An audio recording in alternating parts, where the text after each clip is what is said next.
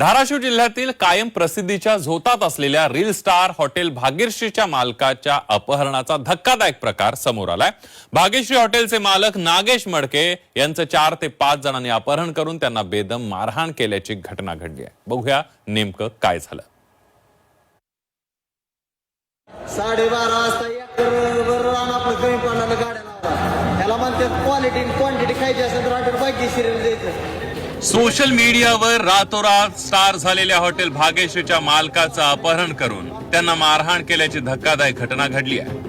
धाराशिवच्या तुळजापूर रोडवरील मटण भाकरीचं हॉटेल सोशल मीडियावर खूपच प्रसिद्ध झालं। त्याचेच मालक नागेश मडके यांनी काही दिवसातच आलिशान कार घेतल्यानं सगळ्यांनाच त्यांचं कौतुक वाटलं। पण सोशल मीडियावर प्रसिद्ध झालेल्या नागेश रावांच्या कौतुकाला कुणाची तरी नजर लागली।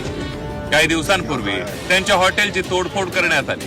शिवाय त्यांच्या अंगावर काही जण धावून आले। खबरदारी म्हणून त्यांनी 3 अंगरक्षकही नेमले, पण त्याचाही काही फायदा झाला नाही। बुधवारी संध्याकाळी 5 जण हॉटेलमध्ये जेवण्यासाठी आले। जेवल्यानंतर ते त्यांच्या कारमध्ये बसले। कारमध्ये बसल्यावर त्यांनी नागेश यांना सेल्फी काढण्यासाठी कारजवळ बोलावलं। ते कारमध्ये डोकावताच त्यांना कारमध्ये ओढून त्यांचं अपहरण करण्यात आलं। मारहाण केल्यानंतर 5 किलोमीटर अंतरावरील एका पुलाजवळ त्यांना फेकून देण्यात आल्याचा दावा नागेश यांनी केला। हॉटेलवर जेव्हा आलेले होते माणसं त्यांनी मला फोटो मागितला। मग असा काचातनं फोटो द्यायला गेले की त्यांनी काच पॅक केली।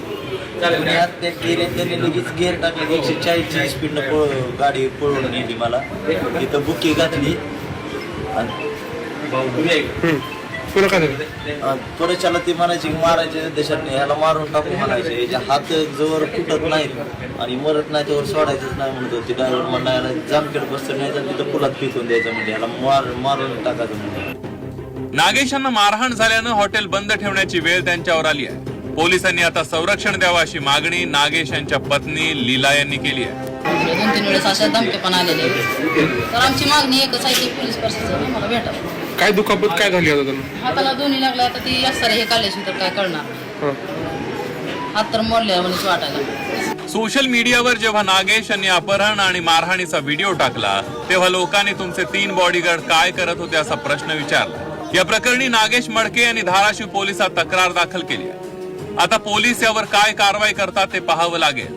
सोशल मीडियावर हिरो झालेल्या नागेशना आता त्याचे साईड इफेक्टही भोगावे लागतायत हे मात्र खरं। ज्ञानेश्वर पतंगे, झी 24 तास, धाराशिव।